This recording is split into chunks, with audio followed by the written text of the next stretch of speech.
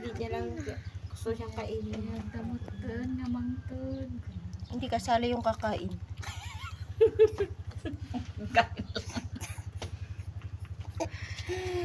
Pagkain lang.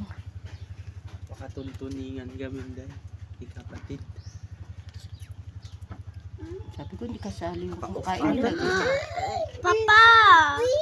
Okay, Teka, kailangan ng 1 minute. Nam. Nalabos ko na. Pinatanim. Okay. Kain na ba? Ay, teka. Sige, kumain ka na. Teka lang. Longer, konting 55 seconds dapat. Saglit na. Kasi syempre pag may ad, kailangan mabuti kwa Tapos i-edit mo. 1 minute at least. Yung speaker! Naambit na lang yung i-edit.